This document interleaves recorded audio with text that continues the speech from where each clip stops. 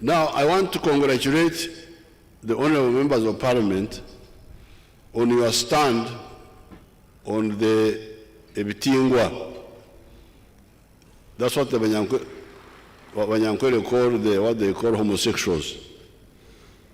Congratulations. I congratulate you for that strong stand.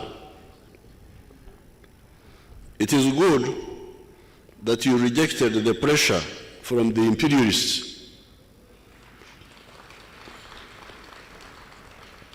And this is what I told them. Whenever they come to me, I say, you please shut up.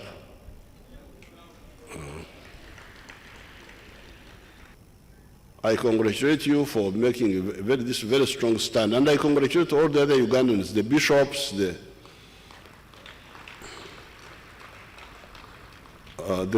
other religious people, and the citizens.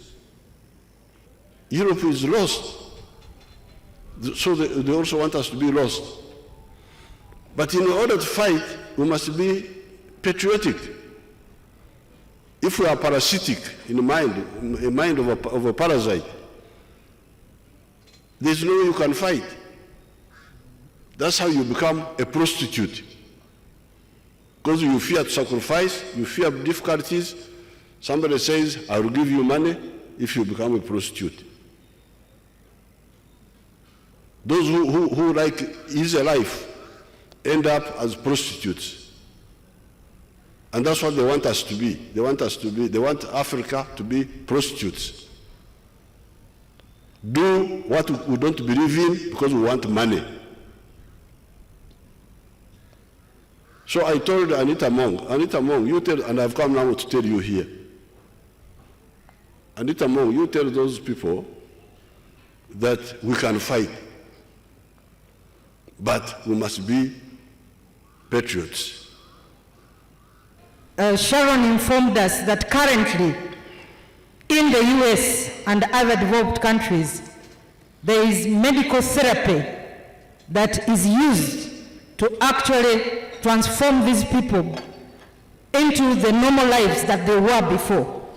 Because a number of the homosexuals later in life regret their actions and they want to revert back, especially those that change their sexes, those that go into surgery and maybe or take these medications or hormones, and then they turn into either men or women.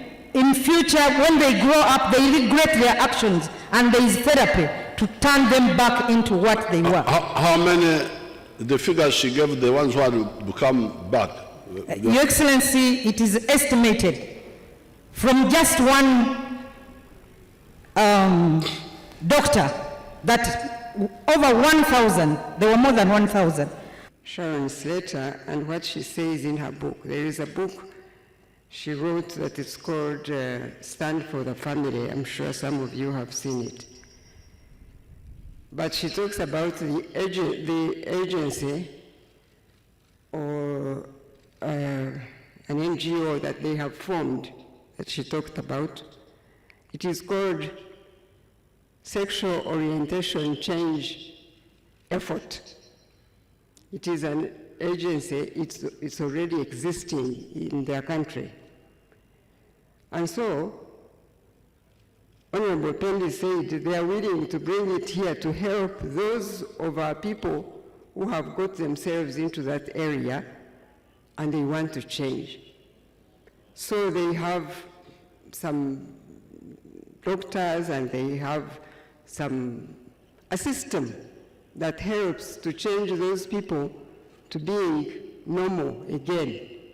So if we put the law that criminalizes all these other things they do in our society, but for those who want to change, provide a formula through which they can change to becoming normal again, I think our law will be complete. That's what I think. Mr. President, homosexuality is about sexual intercourse.